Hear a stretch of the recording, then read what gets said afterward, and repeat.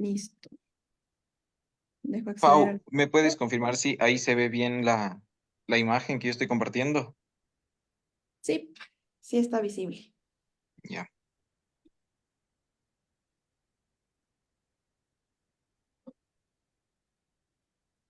Ahorita ya se está transmitiendo en Facebook Live, Pau. Sí, ya está habilitado. Ya. ¿Y le puedes poner pausa a eso un momento? Creo que no. Ya. Listo. Bien, creo que ahora sí ya están todas las personas en sala de espera por ahora. Bueno, primero que nada, buenas noches con todos. Es para mí todo un gusto darles la bienvenida a este otro evento de la USF Law Review. En este caso tenemos nuestro webinar de febrero y solamente por una breve introducción de qué es la USF Law Review. Somos una revista jurídica, académica, arbitrada e indexada, íntegramente desarrollada, administrada y editada por estudiantes de pregrado del Colegio de Jurisprudencia de la Universidad de San Francisco de Quito. En el transcurso de nuestras actividades como revista, hoy tendremos la oportunidad de conocer los aspectos más importantes de las recientes reformas tributarias. En este sentido, contamos con la participación de dos expertos en la materia que nos hablarán sobre reformas como las relacionadas al IVA, al ISD, al impuesto a la renta y otras reformas como la autorretención para grandes contribuyentes, remisión de intereses, multas y recargos y demás.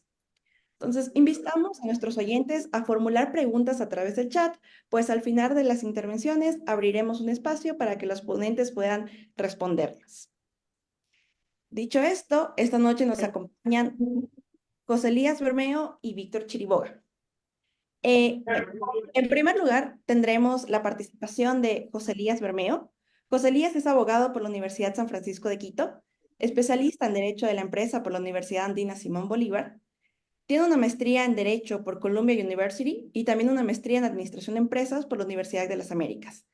José Elías centra su práctica en asesoría tributaria nacional e internacional, asesoramiento corporativo y planificación tributaria, estructuración fiscal, organizaciones empresariales, due diligence y asesoría en procesos aduaneros y tributarios en sede administrativa y judicial. Actualmente es asociado senior en Pérez Bustamante y Ponce, que firma que también es parte de nuestros auspiciantes para el actual volumen. Entonces, José Elías nos hablará sobre las reformas al IVA, ISD y contribuciones especiales. Dicho esto, tienes la palabra, José Elías, por favor. Gracias, Paola, Kevin y demás miembros de Law Review.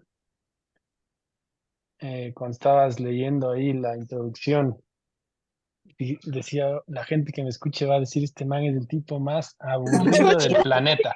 Es como los que... ¿Aló? Ya, sí, así por eso interrumpen.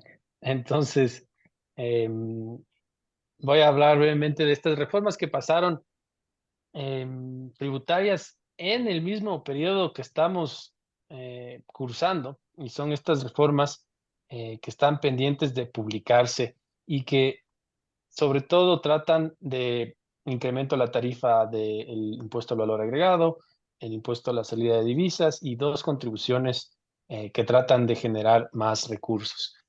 Respecto de esta ley, que es la ley orgánica para enfrentar el conflicto armado interno, la crisis social y económica,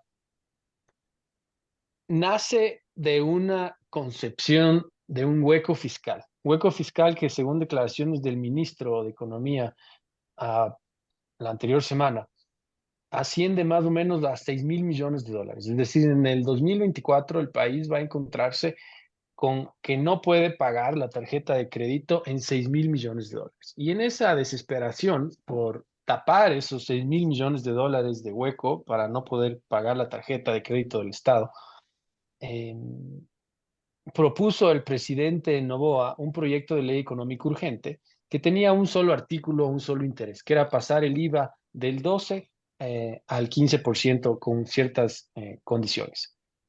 Sin embargo, a lo largo de la tramitación en la Comisión de lo Económico de la Asamblea, los partidos Social Cristiano y Revolución Ciudadana realizaron nuevas inclusiones. Hay aquí un debate que lo vamos a ver al final respecto de la iniciativa del Ejecutivo. Pero principalmente lo que hizo la Asamblea, esta comisión, y luego pasó al Pleno para debatir, es que además de este incremento en el IVA, que ya les voy a decir cuánto significa de esos 6.000 millones de dólares el incremento en el IVA. Déjenme, voy a poner tiempo para no cruzarme con Víctor, no quiero quitarle tiempo tampoco a Víctor. Em, Pasaron dos temas adicionales. Primero, una contribución general a las sociedades y una contribución a la banca. Estos nuevos tributos se le escaparon a la iniciativa del Ejecutivo y el presidente, para eh, conocer de aquellos tributos o dar su pronunciamiento de estos nuevos tributos, en este interín de los debates, emitió un oficio que envió a la Asamblea el 4 de febrero y dijo: señores asambleístas, yo estoy a favor de estas nuevas contribuciones que fueron creadas por ustedes. En ese preámbulo, el 6 de febrero del 2024, la Asamblea aprobó el texto de ley y envió para el veto presidencial. El presidente dio un veto parcial en el que acogió todos los puntos de el proyecto de ley enviado por la Asamblea y añadió el tema del IVA. Es decir, el único punto que él puso, que era el incremento del IVA, se bajaron y pusieron dos contribuciones adicionales. ¿Cómo regresan esas contribuciones, ese impuesto al valor agregado? A través de el veto que hizo el presidente al proyecto de ley enviado por la Asamblea.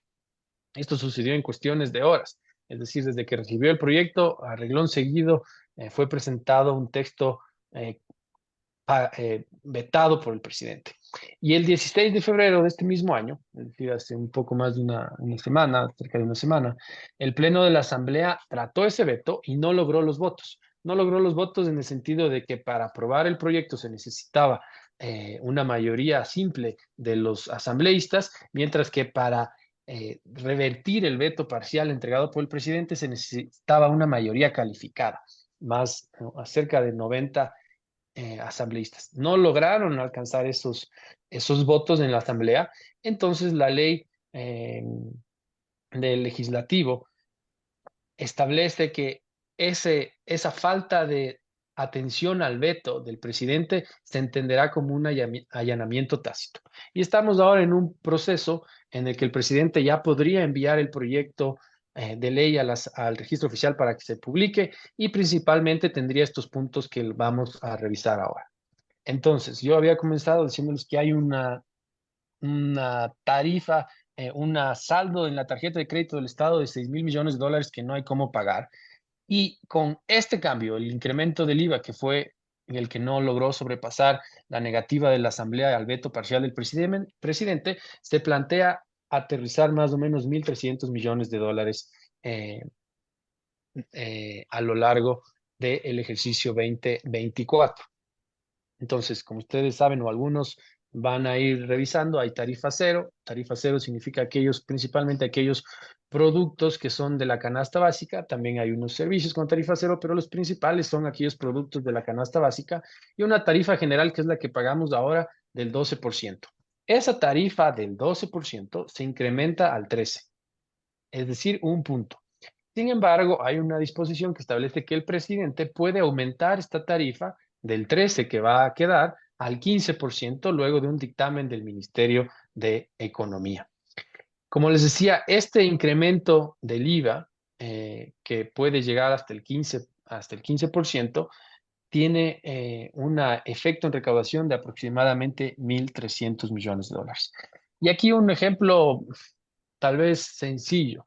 Si ustedes van a un restaurante mañana y gastan $10 del plato que ustedes se sirvan, van a pagar ahora $1.20 más, es decir, el 12% adicional.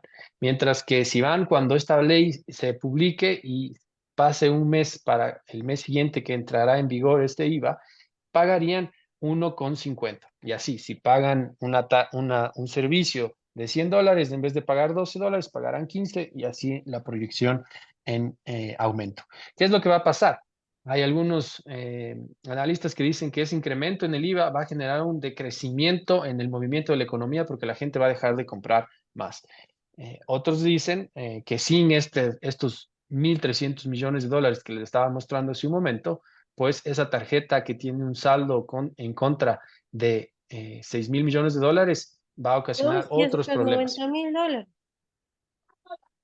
Ahí, Gabriel, Por estás eso. con el micrófono abierto. Gabriela Amores, le puedes poner. Gracias. Otro tema relevante del IVA es que así como se va a aumentar al 13 con la posibilidad de llegar al 15, es que respecto al sector inmobiliario, el IVA va a bajar al 5%. Entonces, si estamos en un escenario en el que el IVA llega al 15 y los materiales de construcción llegan al 5, tienes un beneficio de 10 puntos porcentuales para materiales de construcción. Entonces, esto tiene un objetivo claro que es activar ese sector inmobiliario de la construcción que tiene una altísima carga de empleo o tiene un altísimo impacto en el empleo nacional. Hay unas discrepancias, todavía no se sabe, posibles problemas respecto de qué va a pasar si ese IVA va a afectar a toda la cadena o ese IVA va a afectar solo a los productos que sean transferencias locales de materiales que sirven para la construcción. Y hay constructores que dicen, oye, pero ¿qué pasa si es que yo para construir un edificio tengo que importar un elevador, un ascensor? Esa importación va a gravar con IVA 15 o va a grabar con tarifa 5. Entonces son temas que se tienen que ir todavía puliendo. Y aterrizando al siguiente punto, este es el incremento a la tarifa del impuesto a la salida de divisas. 1.300 millones de IVA y 250 millones de dólares aproximadamente de este incremento. Estamos en 1.500, 1.600 millones de dólares de los 6.000 que hacen falta según declaraciones del ministro. Yo les he puesto aquí una tabla en el lado derecho para que ustedes puedan empaparse y los que ya han tenido un acercamiento al aspecto tributario sabrán que en todos los países, no solo en Ecuador, la rama tributaria varía enormemente. Algunos estudiantes, yo les doy una clase en agosto y les digo, oye, lamentablemente en enero del siguiente año lo que te estoy dando vas a tener que actualizarte porque seguramente van a haber cambios. Es así que en el 2017, el 29 de diciembre, se crea el impuesto a la salida de divisas con un efecto de promover que las salidas no salgan. Por eso la tarifa tan baja de 0,5%. Sin embargo, el 31 de diciembre del 2008 se duplica, en el 2009 se vuelve a duplicar y desde el 2011 al 2022, es decir, tuvimos 11 años de un impuesto a la salida del 5%, comienza a bajar paulatinamente hasta que para el 31 de diciembre del 2023 esa tarifa tenía que llegar al 2% y ahí yo les he puesto un asterisco. El anterior ejecutivo, Guillermo Lasso, entre sus planes de gobierno estaba la eliminación del impuesto a la salida de divisas, es decir, ese 2% tenía que morir. Sin embargo, ustedes saben el tema de la muerte cruzada, la salida del anterior presidente, unas nuevas elecciones, y el presidente actual, Daniel Noboa, estableció que ese 2% no se iba a llegar y a la actualidad nos mantenemos en la línea anterior, este 3,5% de impuesto a la salida de divisas. Y en la ley que está pendiente de su publicación, lo que va a hacer es retrotraer ese impuesto a la tarifa que teníamos en el 2011. Entonces, cuando terminemos esta presentación y se publique, va a haber una línea adicional en toda esta mezcolanza de tarifas que han ido subiendo y bajando a lo largo de estos casi 20 años van a ser desde que se publicó el impuesto a la salida de divisas. Les dije en un primer momento respecto de este impuesto a la salida de divisas que nace como un impuesto para tratar de evitar que salgan dólares de la economía. Sin embargo, ese incremento progresivo del impuesto a la salida de divisas se da o se ocasionó porque deja de ser un impuesto que tenía un efecto extra fiscal y se convirtió en un impuesto que tiene un impacto puramente fiscal. Ahora es el tercer impuesto más importante, luego del impuesto al valor agregado y el impuesto a la renta, llegando a una recaudación de más o menos 1.300 millones de dólares, entre 1.200 a 1.300 millones de dólares. Y estas subidas y bajadas que han tenido el impuesto no ha ocasionado que sigan saliendo las divisas, es decir, ese atractivo extra fiscal ya no ya no cumple con ese objetivo extra fiscal. Ahora es un impuesto tal cual vemos en la lámina anterior que se sube el IVA. Es un impuesto que sube y baja dependiendo de la necesidad económica que tiene el fisco. Actualmente, este IVA en el 3.5% genera un promedio de recaudación por mes de 90 millones de dólares. Cuando el presidente Daniel Noboa iba a entrar a gobernar y uno de sus planes de gobierno era que estos 90 millones de dólares, este impuesto a la salida de divisas, se elimine por completo. Cuando hacíamos el análisis y les mostrábamos a nuestros clientes, muchos de nuestros clientes nos decían, oye, pero ¿con qué va a tapar ese hueco de 100 millones de dólares mensuales? ¿Cómo va a pagar esa tarjeta de crédito del Estado si deja de recibir 90 millones de dólares, 100 millones de dólares? Y efectivamente lo que sucedió es que una vez que entra al gobierno, visualiza que no puede dejar de recibir estos 1.200, 1.300 millones de dólares y ese impuesto va a subir. Va a subir a la tarifa de hace más de 13 años.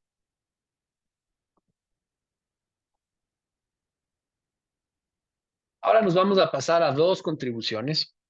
Igualmente los que ya hayan tenido la clase de tributario, los que vayan a tener las clases de tributario, saben que los tributos se dividen en impuestos, tasas y contribuciones. La Asamblea en esta ley que está pendiente de publicarse en el registro oficial, metió dos contribuciones que si bien tienen la carcasa de contribución, en verdad se tratan de un impuesto que tiene pensado gravar la utilidad de las empresas. Sobre esta contribución se espera aproximadamente 177 millones de dólares de recaudación. Y les puse los números solo para al final cerrar y ver con ustedes que efectivamente, a pesar de todos estos tributos, sigue habiendo un hueco. Entonces, no son los tributos, o podemos llegar a la conclusión que los tributos no son necesariamente la solución a los problemas. La contribución temporal a la seguridad tiene el objetivo de que los recursos que se recauden estén destinados a la policía y a las Fuerzas Armadas para mejorar sus sistemas de inteligencia, las coordinaciones y demás para lograr el orden público. Los sujetos pasivos son todas aquellas sociedades reconocidas en el artículo 98 y no son solo las sociedades, personas jurídicas bajo la ley de compañías, sino todas aquellas sociedades para efectos fiscales. Esta contribución tiene una tarifa del 3.5% de gravamen respecto de la utilidad gravada con relación a el impuesto a la renta del 2022. Es decir, la base imponible de la que se va a gravar este 3.25% es aquella utilidad de las sociedades al corte del 2022. Y quienes no paguen esta contribución tendrán una multa equivalente al 3%. ¿Para qué? Para lograr esa recaudación de los 177 millones de dólares que les mencioné en la lámina anterior. Y la otra contribución que creó la Asamblea, que no fue parte de la iniciativa del Ejecutivo, fue creada en los debates de la comisión y luego sometidas a aprobación del Pleno, es la contribución a la banca. Una contribución que se estima recaude aproximadamente 300 millones de dólares. Esta contribución va a afectar a todos los bancos, cooperativas y de ahorro y crédito. Y tiene como base imponible aquella utilidad gravada del ejercicio 2023, es decir, no toma como la contribución anterior la utilidad, el ejercicio 2022 como base, sino que toma el ejercicio que todavía no es declarado. Y la razón de ser de esa iniciativa o de esa idea es porque el gobierno estima que la utilidad gravada del ejercicio 2023 de aquellas instituciones financieras va a ser superior a la que tuvieron en el 2022. Y distribuye en 5 grupos a las diferentes instituciones y les pone un gravamen que va del 5 al 25% respecto de la utilidad gravada. Y lo que hace es separa en aquellas instituciones con utilidades menores a 5 millones de dólares y les pone un 5% de gravamen adicional. Aquellas que van de 5 a 10 millones de dólares, un 10%, y así hasta llegar a aquellas instituciones que lleguen a tener en el 2023 una utilidad gravada superior a 100 millones de dólares. Estas instituciones que paguen este 25%. Es un 25% adicional del 25% que van a pagar, que es el impuesto a la renta convencional.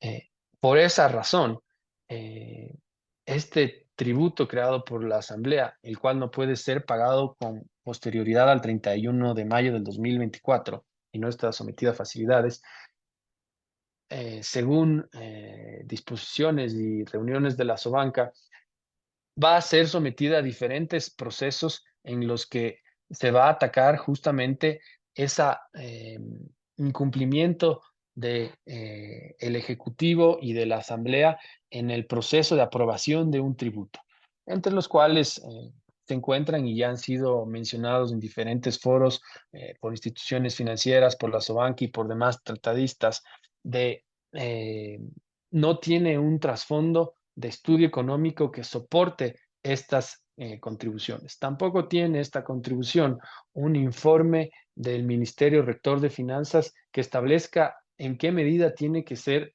golpeada esta actividad frente a otras actividades. Principalmente la actividad bancaria no es la más rentable del el mercado ecuatoriano. Hay otras actividades como la de actividades profesionales, servicios administrativos, explotación de minas y canteras, entre otras, que generan una rentabilidad superior a la de la banca. ¿A qué me refiero con esto? Tú puedes tener un rendimiento de 100 millones de dólares, pero el patrimonio que tú manejas para generar 100 millones de dólares, el capital aportado y demás que aportan los accionistas, puede ser de 1.000 millones de dólares. Eso quiere decir que tu utilidad frente al aporte que hiciste es solo del 10%, mientras que tienes otras actividades en el que puede ser que recaudes 1 millón de dólares, pero el aporte del accionista es de 2 millones de dólares. Entonces, la rentabilidad de la actividad es del 50%. Si yo pongo 2 y retiro 1 millón de dólares de utilidad, esa actividad tiene un rendimiento del 50%. Mientras que una actividad en la que genere 100, que obviamente es más que el 1 millón, pero si le comparas frente a todo el patrimonio, todo el capital de esa otra sociedad, el rendimiento respecto de esos activos, de ese capital, es apenas de al menos del 10%. Y la otra connotación respecto de esta contribución a la banca es que al tener menor liquidez los bancos, porque se les extrae una utilidad, la cantidad de créditos van a disminuirse. Eso genera que la economía esté moviéndose menos y por lo tanto la economía va a decrecer o se entiende que puede haber un decrecimiento. Para concluir y cederle la palabra a mi panelista, lo que yo quería mencionarles es que independientemente puede haber personas que estén a favor o que estén en contra de las diferentes medidas que se han tomado en los últimos 2 meses, lo que está claro es que aún a pesar de todas las tributos generados en el camino, no se llega a cubrir esa brecha de los 6.000 millones de dólares. Eh, entonces es como que entras en un círculo vicioso, de que por más que sigas generando tributos, no llegas a solventar el hueco principal, que es tu déficit. Con esto, no sé, Paula, si quieres abrir las preguntas ahora o mejor que entre Víctor y después las preguntas. No sé qué les parezca. Mejor las preguntas al final, por favor. Perfecto, muchas gracias. Gracias. Y bueno, qué interesante igual tu explicación, Víctor, más que nada, perdón, José Elías, más que nada por los ejemplos prácticos que creo que pueden ayudar muchísimo a entender un poco cuáles son los cambios que estaban realizando con estas leyes. Entonces, justamente recuerden, porfa, las personas que nos están escuchando, que pueden enviar sus preguntas a través del chat para poderles responder al final. Y ahora sí, damos la bienvenida a Víctor Chiriboga. Víctor es abogado por la Universidad de las Américas, es especialista superior en Derecho Tributario por la Universidad Andina Simón Bolívar y cuenta con una maestría en Tributación Internacional y Europea por la Universidad de Maastricht. Víctor centra su práctica en Derecho Tributario, Planificación Tributaria Internacional y Procedimientos Administrativos y Procesos Contenciosos Tributarios. Actualmente es asociado senior en LexValor Abogados, LexValor que también es uno de nuestros auspiciantes actuales para el siguiente volumen de la revista. Víctor nos hablará sobre las reformas al impuesto a la renta y otras reformas como la autorretención para grandes contribuyentes, remisión de intereses, multas, recargos. Muchas gracias por acompañarnos, Víctor. Te cedemos la palabra. Muchísimas gracias, Paola, por tu introducción, felicitándole a José Elías por su clara explicación respecto a este proyecto de ley que está pendiente de publicación. Y nada, pues feliz de compartir con ustedes unos breves momentos para compartir y para revisar aquellas reformas tributarias que han sido promulgadas por parte de la Asamblea y que hoy por hoy se encuentran vigentes. Voy a compartir pantalla y me avisan si la tienen ahí para poder continuar con la presentación. Paola, ¿me confirmas que puedan verla? Sí, sí está visible. Perfecto, muchísimas gracias.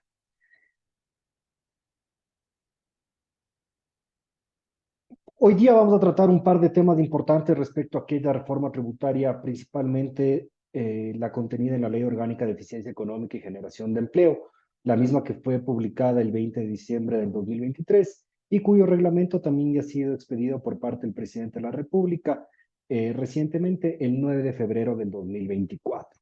Y vamos a tratar brevemente cuáles han sido las reformas importantes y la amnistía tributaria.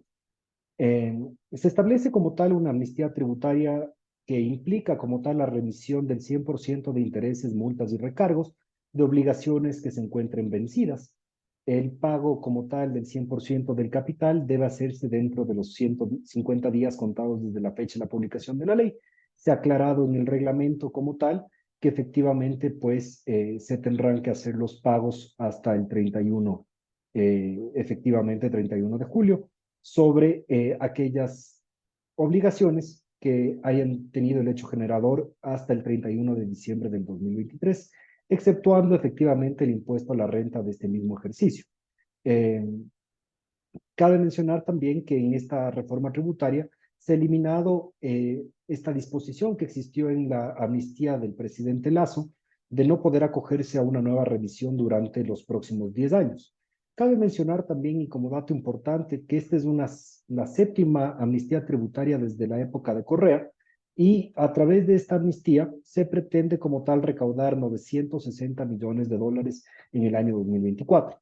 Eh, Sin embargo, también es importante mencionar que existen más de 2.600 millones de dólares en deudas que hoy por hoy se encuentran en firmes ante el Servicio de Rentas Internas, pero como bien les mencionó José Elías en su momento, el déficit fiscal que tiene hoy por hoy el Ecuador asciende a 6.000 millones de dólares. Entonces, si bien esta amnistía tributaria ha sido sumamente cuestionada por el tiempo, no deja de ser una medida como tal recaudatoria, pero efectivamente vamos viendo que ya es la séptima amnistía que tenemos, que esto efectivamente tampoco ayuda al comportamiento tributario que tienen los contribuyentes en el Ecuador. Muchos han hablado de que existe la posibilidad de que los contribuyentes planifiquen tributariamente acogerse a una amnistía tributaria cada 2, 3 años, que ha sido más o menos el tiempo cada vez tenemos amnistías tributarias. Por otro lado, también ha existido una reforma respecto al pronto pago. ¿Qué sucede y qué existe con el pronto pago? Ustedes lo tienen que haber visto ya en las clases de derecho tributario, pero cuando tenemos un acta de determinación o un proceso administrativo como tal por parte del Servicio de Rentas Internas, se establecía anteriormente si nosotros realizábamos el pago eh, dentro de los 5 días que se emitía como tal el acta de determinación, teníamos una condonación o una remisión de los intereses y multas al 100%. Hoy por hoy se ha limitado o se ha reducido esa remisión al 75% de los intereses, multas, y tampoco se generan recargos, siempre y cuando se realice el pago total de la obligación en los 7 días siguientes a la notificación del acto de determinación. Tenemos otro tema súper importante que son el incremento de las sanciones por ocultamiento patrimonial. No nos olvidemos que nosotros hace poco tiempo tuvimos el régimen voluntario impositivo único y temporal para la regularización de activos. Y esto era principalmente para aquellos contribuyentes que no habían declarado la totalidad de activos que tenían. Aquí en el Ecuador tenemos la obligatoriedad de presentar nuestra declaración patrimonial por los bienes que tenemos en el Ecuador y en el exterior, cuando cumplimos ciertos umbrales. En, en el año 2020, si no estoy mal, 2021, se estableció este régimen voluntario impositivo único y temporal, conocido principalmente como el RIBUT. Y aquí quizás José Elías me podrá corregir, pero si no estoy mal fue en el año 2022, en donde efectivamente se establecieron y se regularizaron ciertos activos de contribuyentes ecuatorianos que no habían contemplado la totalidad dentro de su declaración patrimonial. De acuerdo a las cifras que maneja el mismo Servicio de Rentas Internas, se regularizaron aproximadamente 700 millones de dólares. Y eso implicó como tal una recaudación adicional de 30 millones de dólares en recaudación tributaria para el Servicio de Rentas Internas. ¿Qué es lo que nos está estableciendo ahora la reforma tributaria? Se incrementa la multa al 2%, antes teníamos el 1%, de aquellos del valor de los activos o ingresos no declarados por los contribuyentes por cada mes de retraso. Y tampoco esta multa podrá superar el 10% del valor de los activos y o ingresos no declarados. Antes teníamos una limitante en el 5%. ¿Y por qué? Efectivamente, ya el régimen tributario internacional y local, que no es una excepción, se ha volcado a la transparencia fiscal. Ya no existe como tal esa posibilidad de tener activos escondidos o rendimientos que no los declaro, porque efectivamente ahora tenemos un sistema de intercambio de información con fines fiscales que es sumamente importante y desarrollado por la legislación internacional. Tomen en cuenta también que el Ecuador también es parte del Foro Mundial para el Intercambio de Información con fines fiscales. Entonces, esto nos da un poco la pauta de la transparencia fiscal que busca también el Ecuador y que todos los otros países también se han adaptado a la misma. Por otro lado, también se ha establecido un incremento en la sanción por falta de entrega de información, esto principalmente para las instituciones financieras, cuando no entreguen como tal información que requiera la administración tributaria, y se incrementa la sanción hasta 10 salarios básicos unificados, y para las instituciones financieras la multa será entre 100 y 500 salarios básicos unificados. También se incluye una sanción a los funcionarios por el mal uso de la información que sea como tal compartida. Y ahora pasando un poco más a reformas respecto del impuesto a la renta, hay temas importantes como la bancarización, en donde se reduce este monto a un valor de $500 de los Estados Unidos de América, antes estaba en $1,000. Ahora, ¿qué significa? Y lo que significa principalmente es que todos los gastos, para que sean deducibles, tienen que cumplir con este principio de bancarización, y es decir, utilizar cualquier sistema financiero para realizar los pagos, y para la deducibilidad tendrá que ser efectivamente bancarizado todos aquellos valores que sean superiores a los $500. Se crea un régimen distinto, un régimen nuevo, novedoso, que a la larga yo tengo muchas dudas y muchas inquietudes respecto de cómo va a funcionar, pero es un nuevo régimen de estabilidad tributaria en donde es principalmente un sistema voluntario de estabilidad tributaria respecto al impuesto a la renta por los próximos 5 años, que nos advierte un poco que, como les mencionaba igual José Elías, el sistema tributario seguirá cambiando.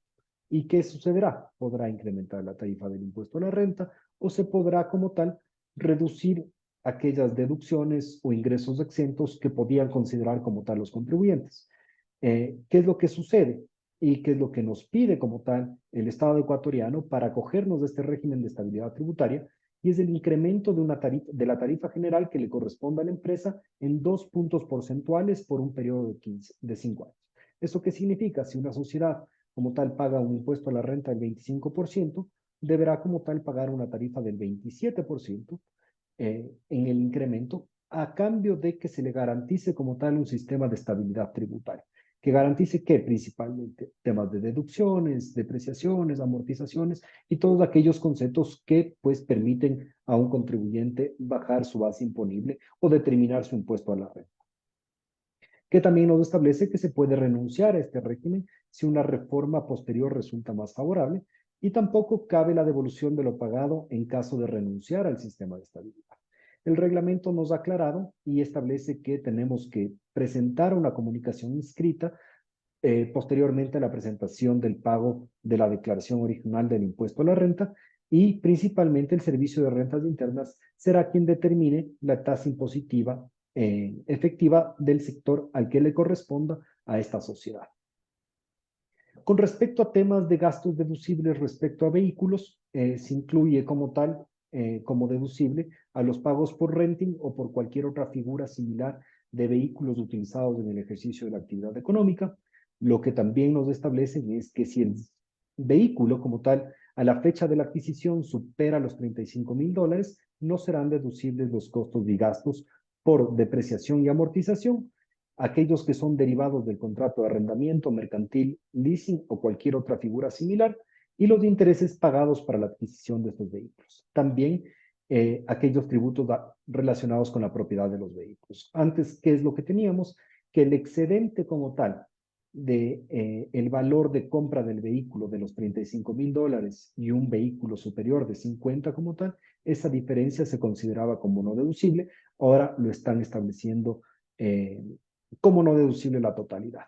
Sin embargo, cuando los vehículos superan los $35,000, sí existe la posibilidad de considerar estos costos y gastos como deducibles para efectos del pago del impuesto a la renta, siempre y cuando sean vehículos blindados o 100% eléctricos.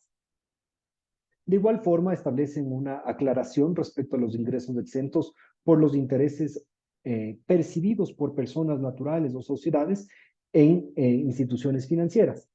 ¿Qué fue lo que nos aclaró como tal esta reforma normativa? Que la calidad del deudor no incluye aquellos tarjetavientes, incluso de consumo a crédito. ¿Cuál era la duda y por qué se presenta como tal esta aclaración? La norma como tal te establecía que para que consideres como ingreso exento a los rendimientos percibidos por depósitos a plazo fijo a más de 180 días en instituciones financieras, la renta fija o depósito a plazo fijo en instituciones financieras, no podía ser deudor directo o indirecto de la institución financiera. Y muchas veces, por ejemplo, una persona tenía una tarjeta de crédito de un banco, pero a su vez tenía una inversión en un banco. Y esos rendimientos como tal, para efectos de la liquidación y determinación del impuesto a la renta, se consideraban como ingresos gravados. Nos han establecido también como reforma que todas las operaciones con partes relacionadas ahora son sujetas al régimen de precios de transferencia. Antes teníamos ciertas exenciones del régimen de precios de transferencia, se han eliminado esas exenciones y ahora todas serán sujetas al régimen de precios de transferencia. De igual forma, en temas de deducción de gastos personales, se establece que los contribuyentes que estén a cargo de personas con discapacidad o enfermedades catastróficas, raras o huérfanas, se incrementan a 100 canastas básicas la deducción por gastos personales. Y ahora vamos a un tema que quizás es de los más importantes y de los más controversiales dentro de la reforma de la Ley de Eficiencia Económica, y es la autorretención a grandes contribuyentes. Según el director del Servicio de Rentas Internas, con estas autorretenciones o con este sistema de autorretenciones, porque la autorretención no es más que el anticipo del pago del impuesto a través de un mecanismo en donde el contribuyente se retiene en función de los ingresos que percibe.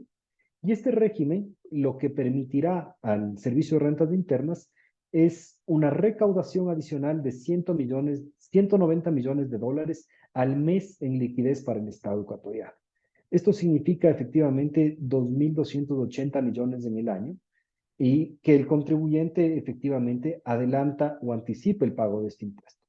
Sin embargo, no se olviden que esto constituye como tal crédito tributario del impuesto a la renta, y que si bien antes el Servicio de Rentas Internas percibía estos ingresos en el mes de abril cuando los contribuyentes presenten sus declaraciones, ahora lo que hace es recibir de manera anticipada todos los meses en base a un porcentaje fijado en función de la tarifa impositiva efectiva.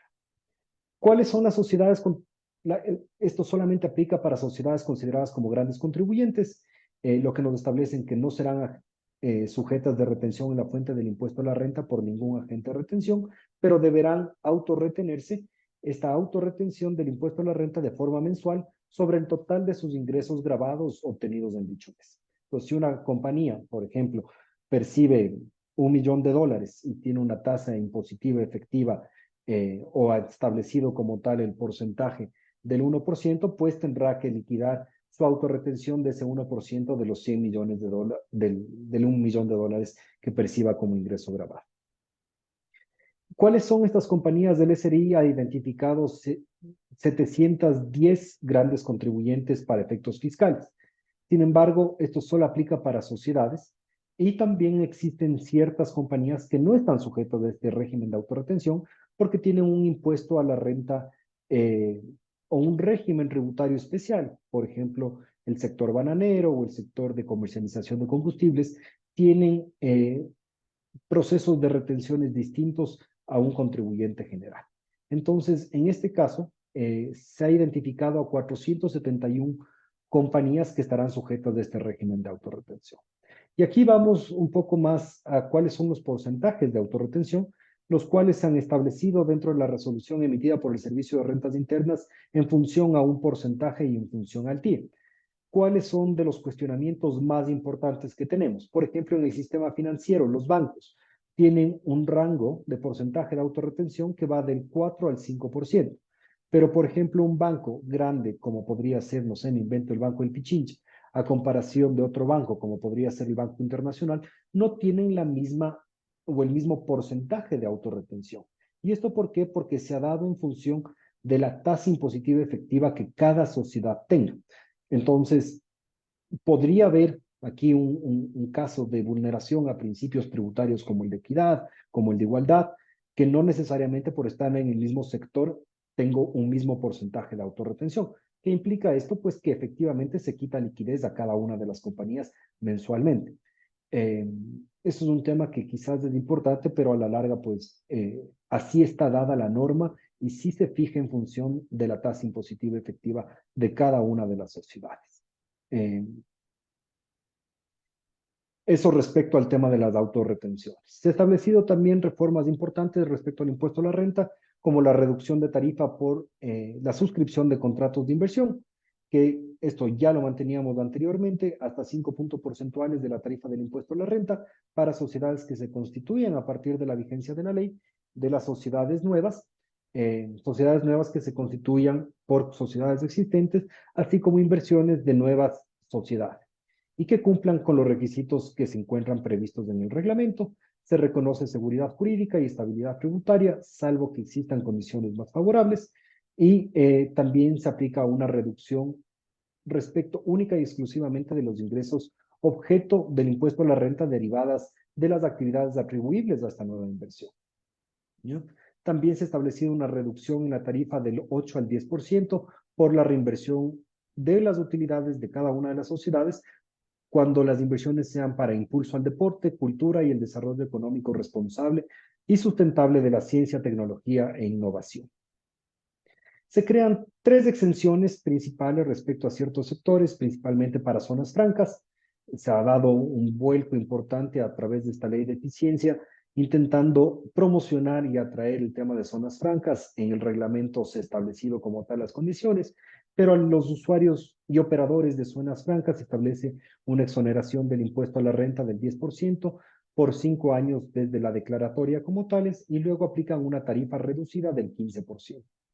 Se ha establecido también por parte del gobierno una exención respecto a la generación de energías renovables no convencionales e industrialización de gases naturales y asociado, una tarifa de impuesto a la renta del 0%, deben incrementar el empleo y se otorga esta exención por 10 años desde la generación de ingresos atribuibles al impuesto a la renta y también para proyectos turísticos por 7 años únicamente. Voy a avanzar en función del tiempo, deducciones adicionales respecto a la generación de plazas para empleo joven. Muchos ha cuestionado también, porque ya hemos tenido varias reformas respecto a en este sentido, que no necesariamente una ley tributaria porque te otorgue un beneficio adicional o una deducción adicional implica la contratación, porque efectivamente lo que tenemos es un montón de reformas tributarias que crean inestabilidad tributaria en el país y las leyes laborales tampoco son las más favorables para la contratación de nuevas personas. Pero ¿qué nos están estableciendo? Una deducción adicional del 50% sobre sueldos y salarios aportados ante el Instituto de Seguridad Social para jóvenes entre 19 y 29 años y personas obligadas a pagar pensión alimenticia.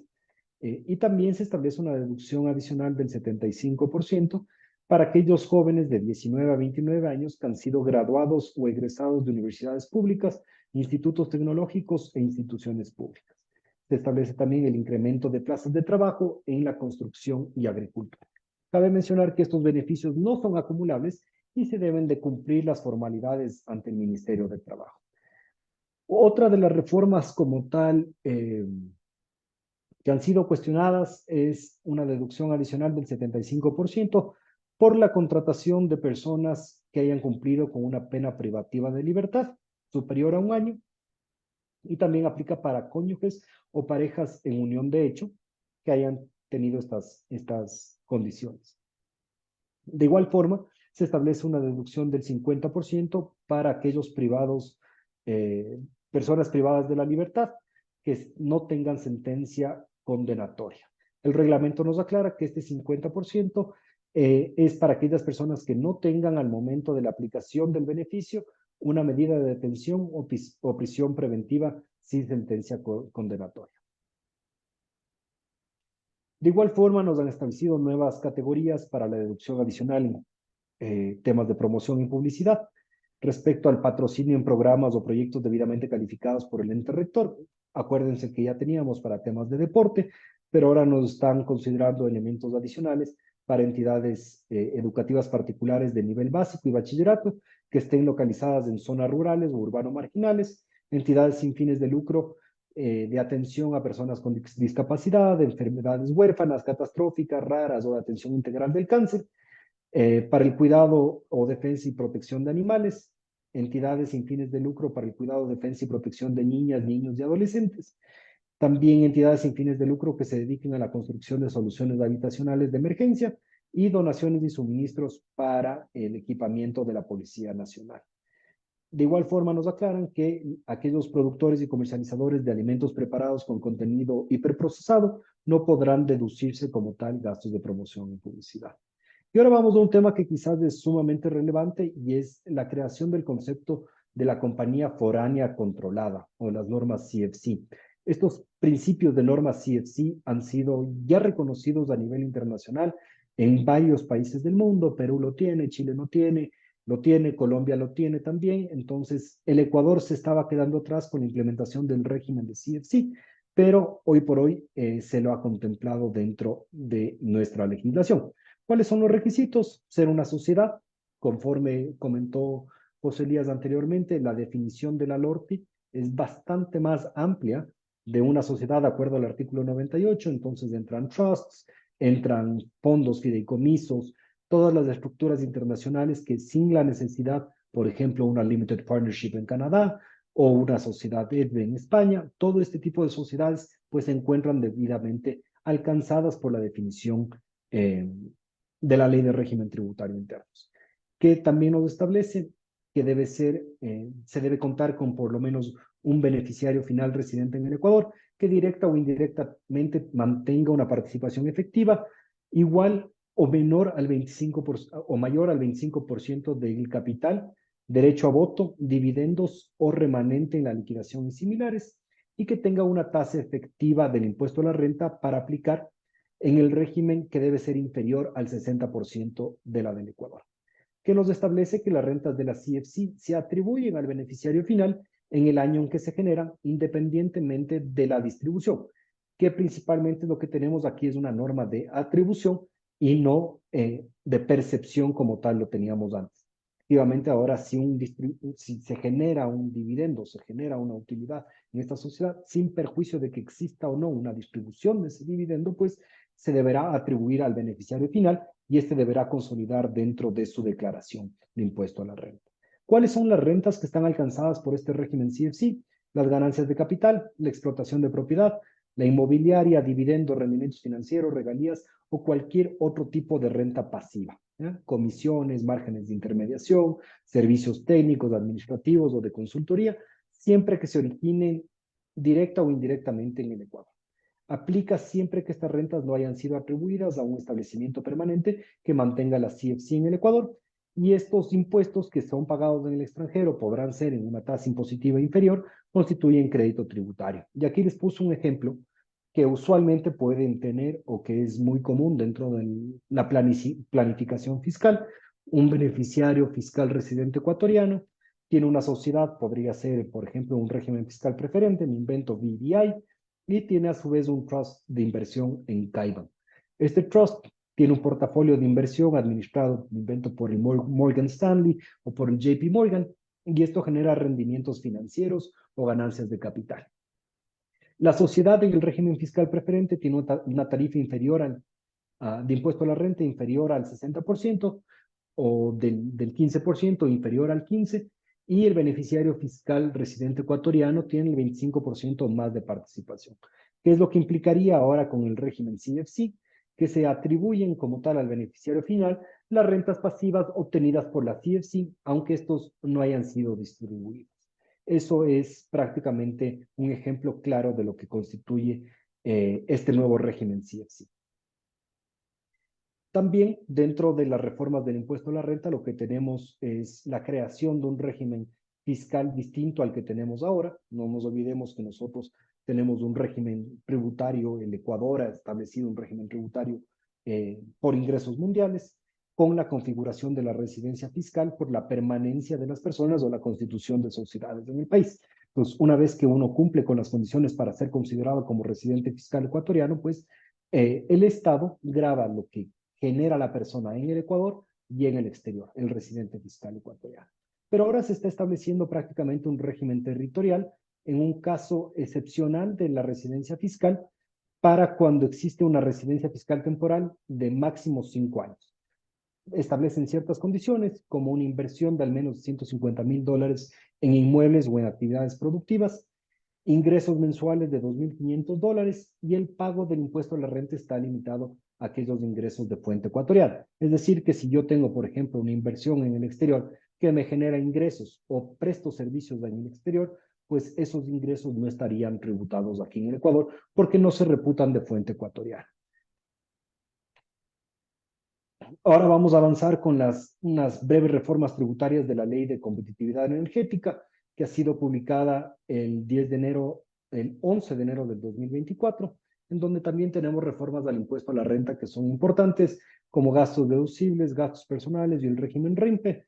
Se establecen gastos deducibles, principalmente está dado para temas de mejorar el sistema energético del país, y se consideran gastos deducibles aquellos con a la depreciación y amortización de maquinarias, de equipos y tecnologías destinadas a la implementación de sistemas de generación distribuida para el autoabastecimiento en base de energías renovables, no convencionales. Se incluye también como gastos deducibles aquellos asociados a la construcción de nuevas redes e infraestructura de distribución de energía eléctrica para abastecer la demanda de clientes comerciales e industriales que estén aislados de la red eléctrica principal. Se establece también como gastos personales que para el cálculo del impuesto a la renta se incluyen categorías como las pensiones alimenticias, arte y cultura, intereses por préstamos quirografarios e hipotecarios y sueldos de trabajadores afiliados al IES, gastos médicos de las mascotas del contribuyente, pero efectivamente se debe excluir el IVA y el ICE de las transacciones en todos los casos. Respecto al régimen RIMPE, para determinar los ingresos brutos, se incluyen aquellos sueldos y salarios de empleados afiliados al IES pagados por el régimen RIMPE y negocios populares. Los sujetos del régimen RIMPE pagarán el impuesto a la renta conforme a la tabla progresiva que ha sido publicada. Y para finalizar, dos reformas importantes respecto al COPSI y al COMEX, que se modifica la definición de zonas francas. Hoy por hoy ya tenemos una definición expresa contenida en el COPSI, y se le establece como aquella área geográfica delimitada dentro del territorio nacional que está sujeta a regímenes de carácter especial determinados en materias de comercio exterior, aduanera, tributaria, financiera, agroindustrial, tecnológicos y de tratamiento de capitales.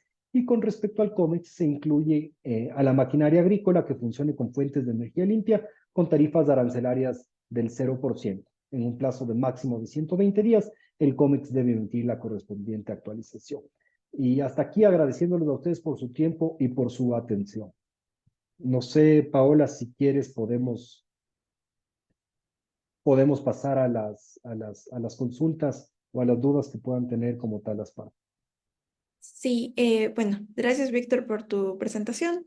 Vamos a dar paso a las preguntas. Entonces, bueno, en el chat tengo una pregunta para José Elías. Dice textual, ¿es mejor una tarifa alta en el ISD para la economía? Es más como, ¿qué opinas? Em, Macroeconómicamente para el país no le sale eliminar un impuesto. Es decir, políticamente suena bien eliminar un impuesto, pero si vas a la caja fiscal y ves que hay 1.200 millones de dólares que no vas a dejar de recibir y que ya debías en la tarjeta de crédito 6.000 millones de dólares, macroeconómicamente no te conviene bajar esos 1.200 millones de dólares porque tu déficit ya no van a ser 6, sino van a ser 7.200 millones de dólares.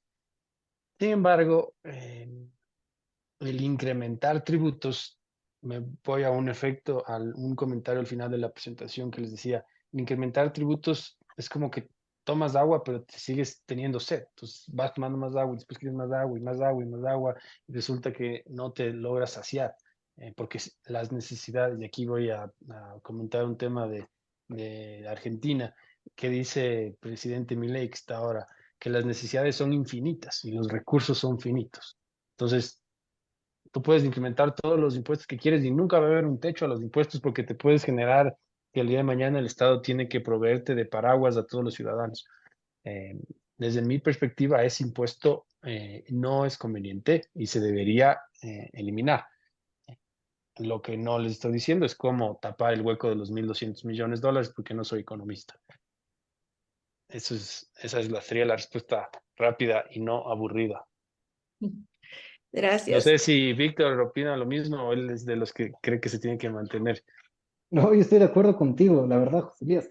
Efectivamente, lo que vimos y con tu cuadro, que muy bien lo proyectaste, el ISD pasó de ser un impuesto que fue regulatorio para la salida de capitales y pasó a ser un impuesto 100% recaudatorio. El presidente Correa se dio cuenta que con el 0,5, con el cual inició y llegando al 5, se recaudó y llegó a ser uno de los impuestos más importantes que tenemos y que financió como tal el gasto corriente que tiene el Ecuador. Entonces, la reducción como tal del impuesto o de la tarifa del impuesto a la salida de divisas, si bien puede ser justificada y puede tener un grado técnico de lo perjudicial que es el ISD para los contribuyentes ecuatorianos, para la banca hoy por hoy que se ha eliminado como tal la exención por pago de créditos externos, que eso a la larga se traslada a todos nosotros. El costo del financiamiento por parte de la banca, vamos viendo cómo se ha visto afectada la banca con las contribuciones temporales, con el autorretención y con la eliminación de la exención del ISD por financiamiento externo, eso a la larga va a ser traducido, va a ser trasladado a nosotros que queremos el día de mañana comprarnos un carro o comprarnos una casa. Entonces, son elementos que son muy, muy controversiales aquí a la hora de, de trabajar en la política tributaria ecuatoriana, más aún con todos los cambios que hemos tenido. Pero sinceramente, efectivo, el tema del ISD y el incremento de la tarifa ya no pasa por ser un impuesto regulatorio o que cumple con un fin extrafiscal, sino que es 100% recaudatorio como tal y que la reducción de esa tarifa hoy por hoy quizás no es lo más viable producto de la situación económica que la que tenemos, pero en algún momento es un impuesto que tiene que eliminarse de la legislación ecuatoriana. Gracias a ambos por sus aportes. Igual, otra pregunta que tenemos en el chat que igual está bien general, creo que cualquiera de los dos desea responderlo, desea aportar al respecto, es ¿qué acciones constitucionales o legales les esperan a las contribuciones que en el fondo son tributos? Dale tú, Víctor, si quieres, después yo te complemento esta. Súper. A ver, en estricto sentido, y qué es lo que se ha debatido y lo que se discute en el gremio principalmente, es este quebrantamiento del principio de legalidad respecto a la creación de los tributos. ¿Ya? Es clarísimo la Constitución de la República del Ecuador que establece que solo por iniciativa del presidente se pueden crear, modificar o extinguir tributos como tal. Y esto ya lo vimos anteriormente y tú te acordarás, José Elías, con el famoso impuesto verde, que fue creado en la Asamblea y que después fue declarado inconstitucional por parte de la Corte Constitucional. Entonces, el proyecto del presidente, cuando plantea como tal eh, la reforma tributaria, era simplemente el incremento del IVA y la eliminación de la disposición transitoria tercera general de la ley de eficiencia. Pasan los debates en la Asamblea y se crean estas dos contribuciones, más allá de todas las reformas que se han generado, y pasa porque después, efectivamente, el presidente emite un comunicado y le dice, mire, señores asambleas, estoy de acuerdo con lo que han propuesto. Y pretenden que de esa forma subsanar aquella iniciativa presidencial que tiene el presidente para la creación de impuestos. ¿Qué es lo que podría llegar a suceder? Pues efectivamente el planteamiento de una acción de inconstitucionalidad respecto a estas contribuciones. Pero vamos a ser claros. El día de mañana se promulga esta ley y esto sabemos que esto posiblemente se promulgará en el mes de marzo. ¿Ya? Hasta abril las compañías tendrán que pagar su contribución, la banca tendrá que pagar su contribución, y si el día de mañana la Corte Constitucional resuelve como tal la inconstitucionalidad de la norma, las contribuciones ya habrían sido pagadas. Y mientras las contribuciones fueron pagadas, existía como tal en la normativa o en el ordenamiento jurídico ecuatoriano, y esto es un criterio muy personal, unas contribuciones que estaban vigentes dentro de la legislación.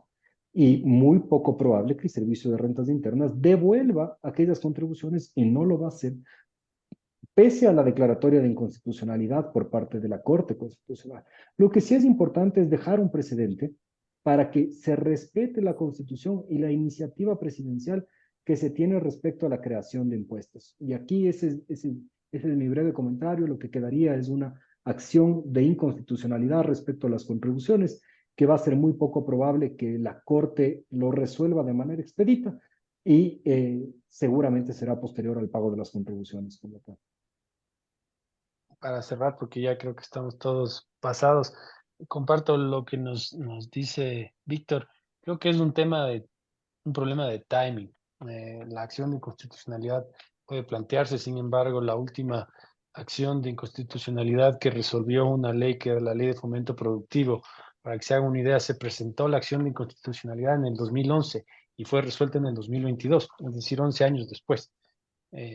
Si se presenta una acción de inconstitucionalidad hoy respecto a esas contribuciones, en el mejor de los escenarios saldrán en 2, 3 años, mucho tiempo después del periodo que tenían para pago.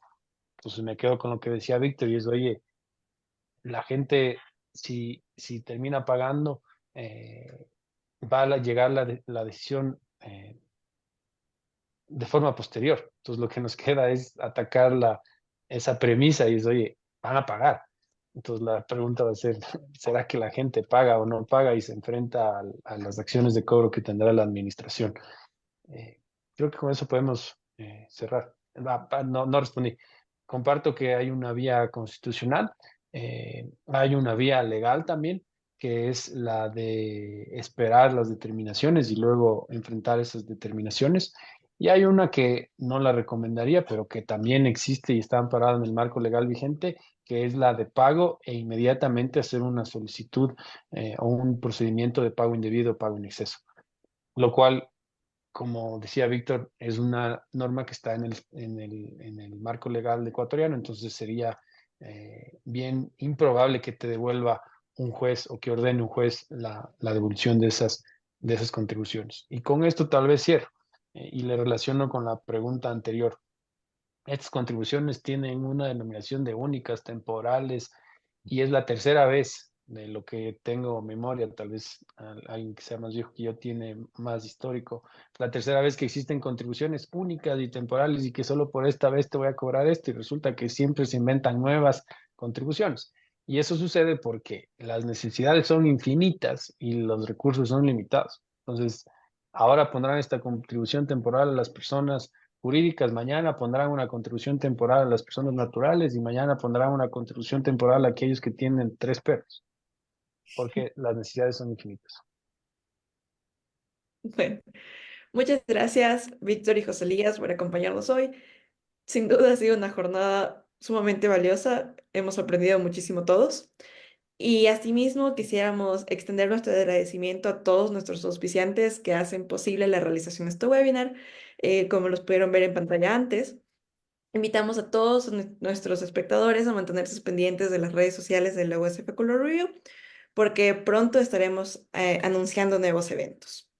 Y eso sería todo por ahora. Buenas noches con todos. Muchas Muchas gracias. gracias a todos. Gracias por el Gracias a ti, foro y la Paola. atención.